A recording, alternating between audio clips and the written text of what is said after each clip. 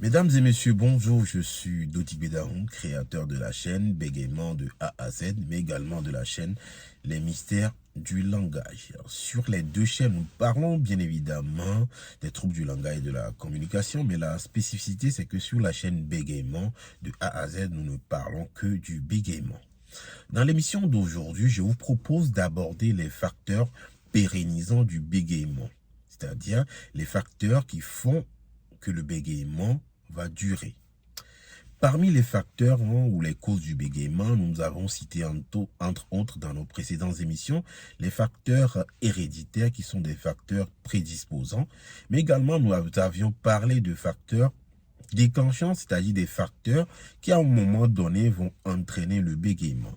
Dans l'émission d'aujourd'hui, je vous propose donc d'aborder le troisième groupe d'éléments de facteurs qui sont les facteurs chronicisants ou pérennisants. Sachez bien évidemment que un seul facteur n'explique pas à lui seul le bégaiement et que c'est souvent une combinaison de ces trois.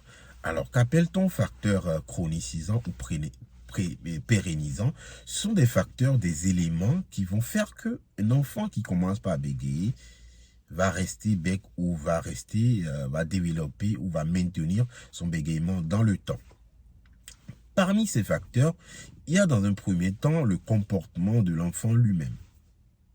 Est-ce que c'est un enfant qui arrête de parler? Est-ce que c'est un enfant qui s'isole? Est-ce que c'est un enfant qui a honte de son bégaiement?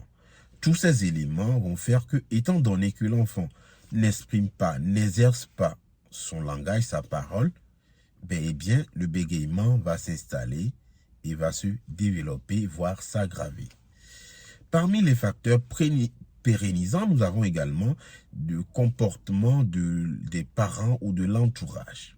Le comportement de l'entourage, c'est quoi? Un enfant qui commence par bégayer, généralement, les parents vont lui demander de faire des efforts, de parler bien et aussi le comparer à d'autres enfants. Ce sont des comportements qui n'aident pas l'enfant, mais qui vont lui demander de l'effort, bien sûr, alors que la parole ne nécessite pas de l'effort, mais juste un acte naturel. Donc, cet enfant qui va commencer par forcer, faire des efforts, sera obligé de maintenir ce bégaiement, voire s'aggraver. Il y a également le comportement de l'entourage à l'école. Par exemple, généralement, ce qu'on propose aux parents, quand l'enfant commence par bégayer, peut-être que ce n'est pas le cas à l'école, peut-être que c'est plus grave à l'école. L'idée, c'est d'informer l'école du problème de cet enfant. Prenez le temps de discuter avec l'école, avec l'enseignant ou l'enseignante, voir dans quelles conditions l'enfant bégaye et voir ensemble ce qu'on peut proposer pour aider cet enfant. Ça, c'est très important. Mis à part ça, il y a le comportement des petits camarades de classe qui vont se moquer de cet enfant, qui vont le ridiculiser. Et ça va encore entraîner un repli sur soi ou bien va entraîner que l'enfant va refuser de s'exprimer et donc du coup le bégaiement va s'installer, voire s'aggraver. Il est important de prendre en compte également tous les milieux de vie de l'enfant et d'informer l'entourage des difficultés ou du début de ce bégaiement. Parce que sachez que sur 4 enfants qui commencent par bégayer, il y a 3 qui vont s'arrêter. D'accord?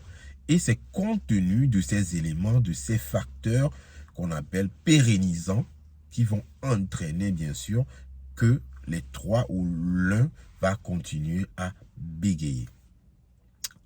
Voilà, j'espère que c'est clair pour vous. Merci de votre attention. On se retrouve très prochainement pour un nouveau sujet. Au revoir et à bientôt.